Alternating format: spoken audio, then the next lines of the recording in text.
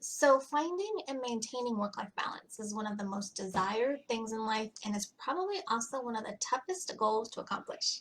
So today I'd like to chat about why you need to strike a better work-life balance.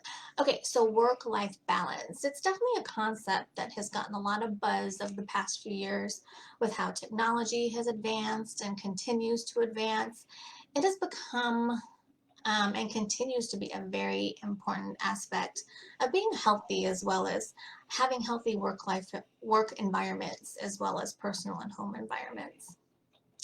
So why exactly is work-life balance so important? Why do we need to strike a better work-life balance? Well, creating and maintaining a healthy work-life balance helps us to reduce stress levels and also helps to prevent burnout in the workplace and as well as overwhelm in your personal life and at home. So when we experience stress at high levels for long periods of time, it can lead to a barrage of health ailments and conditions that can include having a lower immunity, making more susceptible to illnesses, hypertension, digestive problems, chronic aches and pains, and even heart problems. Chronic stress can also negatively impact our mental health as well. It's linked to high risks of depression, anxiety, and insomnia. Too much stress over long periods can also lead to burnout in the workplace. Now, those who work a lot of hours, which I know healthcare workers do, are at a higher risk of burnout. Burnout can cause fatigue, mood swings, irritability, and just an overall decrease in work performance.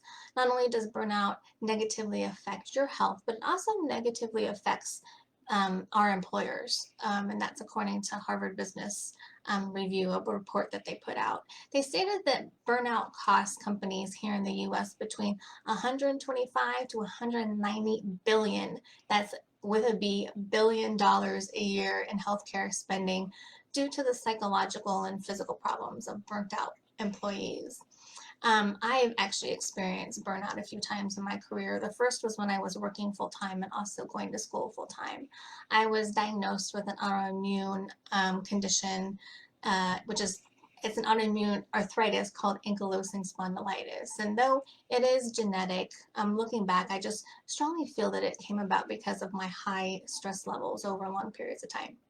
I also have experienced burnout as a manager and as a small business owner. I have chronic migraines, which are pretty much well maintained and controlled. I only get an average of 2 to 3 migraines a month.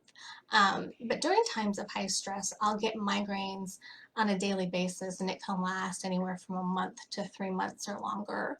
So I really learned that it's super important to not only have a healthy work-life balance, but also be aware of what your body is trying to tell you when it's trying to tell you to take a break or trying to tell you to relax.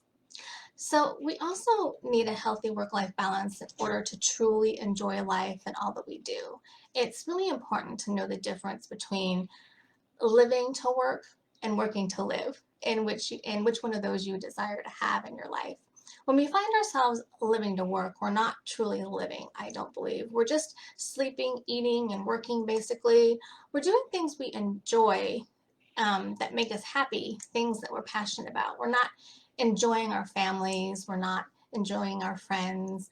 When we work to live, we recognize what our jobs are, that they provide us with the resources for us to be able to do the things that we enjoy, that make us happy, and that we're really passionate about, like traveling, vacationing, different hobbies, like maybe art or writing.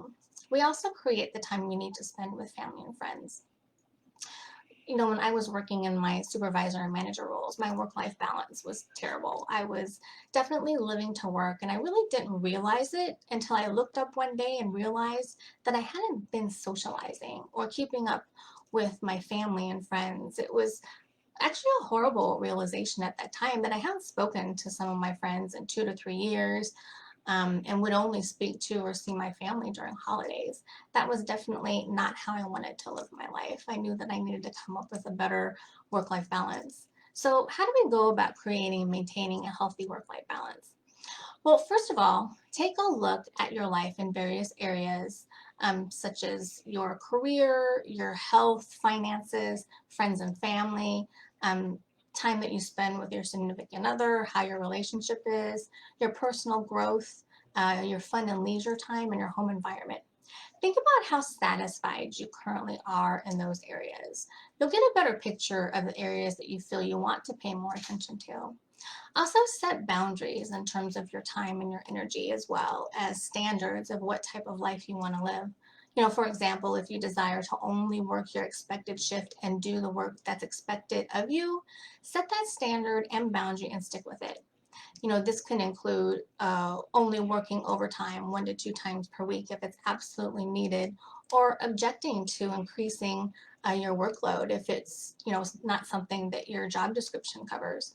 I learned the hard way that if you don't set these boundaries and standards, people can take advantage of your willingness to do and take on even more, um, even if it negatively affects you. I learned that my constant willingness to work overtime and take on projects made my requests for extra help harder to hear and more difficult to prove. Also, set priorities, which includes some me time.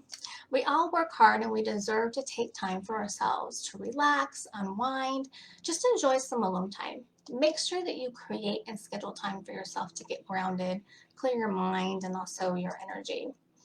Also, a healthy work-life balance is different for everyone because we're all so unique. We have different experiences and responsibilities, also different desires and needs. Maintaining a healthy work-life balance is ongoing, but keeping in mind these 3 tips that I've described will help in getting you started and also being able to modify as needed. Okay, so there you have it, why it's important to strike a better, healthy work-life balance. So what do you think? Was there anything that resonated with you? Do you have any thoughts, reflections, comments, or questions? If so, just drop them below, and I will see you next time. Bye-bye.